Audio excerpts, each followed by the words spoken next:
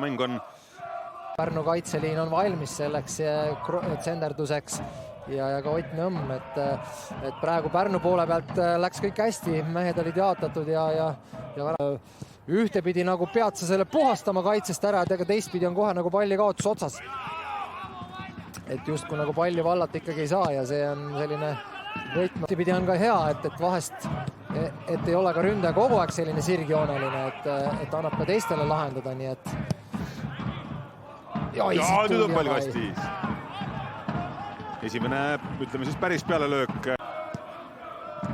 Mängitakse läbi liini taha, Roosnupp veel keskele. Skvortsovi löök blokeeritakse. Keerab üle. Keerab üle, siin oli ikkagi väga hea seinamäng kastis, kus Tambetuu tuleb nüüd kasti. Kas läheb löögile? Lööb! Ei ole. Pani Magnus Villotal jalad risti, aga siit kordusest on see löögimoment. Ja siit täiesti mõõdetud sinna taha, et ikkagi hea lahendus, et siin kaks keha petet, vasak parem ja uuesti korra paremaga keskele ja kohe löök, et otsitakse pikka palli, Tambetuu läheb kaitstavalt läbi ja Tambetuul kas on olemas? Ei ole, on värava kõrval. Peab veel tagant läbi tooma ja Pajo proovib. No löök oli tugev ja tegelikult ikkagi selles mõttes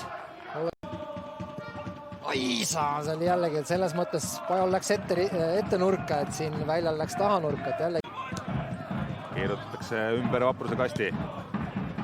Tambetuu! Ei saanud korralikku lööki, oli vint pallil sees. Et sinna panna ja oleks kiire ründaja olemas ja siit on Levadial võimalus ja kas saab Tambetuu, ei saa, Vaprusel on 4 mängijat seal ees, ei saab Tambetuu löögil, aga lõpuks võtab Sepik sealt joone pealt ära jällegi. Ja uuesti Sepik. Väga hästi tehtud, et olid blokeeritud, kogunes siin on näha 3 mängijat, kes tegelevad, 2 Villotat ja Silt, kes tegelevad selle Tambetuu löögi blokeerimisega ja nüüd lõpuks, kui Tambetuu löögil. Kass ja Kirst, Tambetuul on jälle ruumi, Tambetuu. Ja nüüd siin 2-1 vastu läheb ette võtma.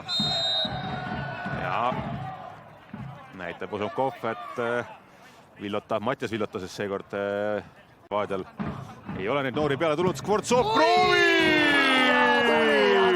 tuli! No on vähe täpsemini, enam ei saanud lüüa, et müürist mööda ja siit ütleme meie, kus seda kommenteerime, näeme, kus see pall veel keerab enne posti täiesti sinna sisse ära, et on ta ka väravaga Premium liigas. Oi kui täpne. Maximilian Skvortsov, daamid ja härrad, jätke see nimi meelde, kui veel ei ole meelde jäänud. Pingutada ja tööd edasi teha, et nii lihtsalt neid asju ei kingita Premium liigas. Nii, Ainsalu annab söödu ja Tambetuu 1-1 peal. On nüüd ruumi ja Nõmm. Nõmm toob ära ja tähistab ka seda, aga Tambetuu ja ütleme Nõmm, see hea, ütleme praegu välja tulek ja see tähistamine, see annab ikkagi palju enesekindlust talle juurde ja siin Tambetuul oli ilmatu aeg, et panna, ütleme, et sinna Mark-Andres Lepik sinna ette ikkagi tuli praegu, et sealt see mäng ikkagi jällegi edeneb, et ja käsi oli seal tegelikult nüüd. Aga mulle tundus, et see oli Levadia mehe käsi. Suutnud seda Vaprust teha, no nii. No selle nurgalt on meil küll väga raske midagi öelda, aga siin ei ole üldse varju. Seal jääda varju, aga jah. Et siin ikkagi konkreetne käsi, aga nüüd on kas ta jah, et siin ei ole. Osumkovil on asi selge ja penalt, et nii on. Ja käest aga sees ja Vaprus toob tabloole 1-1 viigi. Ja siin vaatame kordusest ja no ütleme, et päris nurka ei läinud, aga sellisel heal kõrgusel väravavahil, aga just see tugevus praegu maksis see, mis selle värava tõi. Maha võtta sellest tempost, et nii palju ju selles momendis ju ei olnud absoluutselt mingit kahtlust, et see käsi ei... Oi, mis moment nüüd tekimas, Kirss ja lööb üle. Kirss oma suure tõenäosusega viimane moment mängus või viimane puude mängus ja oli ka. Ja pall kastis jälle lahti. Tambetuu! Ei olnud palju vaja, lõpuks ikkagi 5 momendi pealt 6. lööb ära. Kubokar Tambetuu ja Levadia uuesti ees. Põhimõtteliselt ütlesid õigesti, et 6 momendist 1 saab lahendatud, aga oluline on see, et saab. Siin kordusest ka, et et noh, ei lähe ka kellelegi pihta. No jah, et siin Kapper võib-olla oli selles mõttes nagu vestluses kellegiga, et noh, ta tuli ju justkui seal Tambetuud nagu segama, aga kassi taga olid ka mängijad, et aga kingitakse lihtsalt tagasi. no rünnak läheb edasi. Skortsov ja küljevõrku.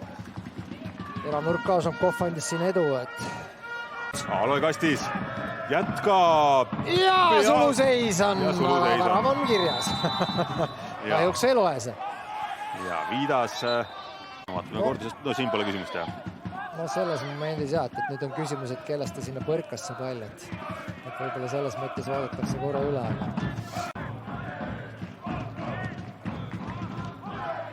Ja Roosnov praegu tulnud keskele, leiab hea sõiduga Vendelli ja Nõmm on jälle vastas, Nõmm on vastas. Ei ole.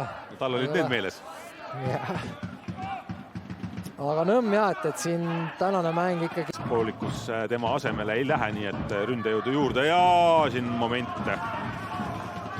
Aga millegipärast need karistustööged kõik kipuvad sinna täpselt nii palju mööda minema, et liiga. 1-1 Aloe vastu. Vendel.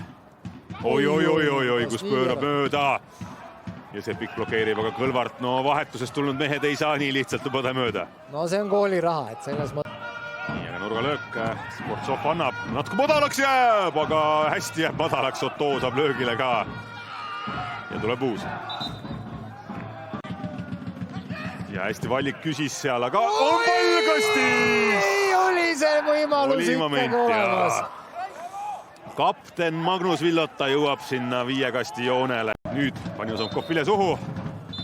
Ja ongi kõik. Levadia jätkab kaotuseta. Võib eeldada, et ka Nõmme Kalju jätkab kaotuseta, nii et ennast olite lõpuni mängus sees, aga tuleb vist öelda, et aus tulemus.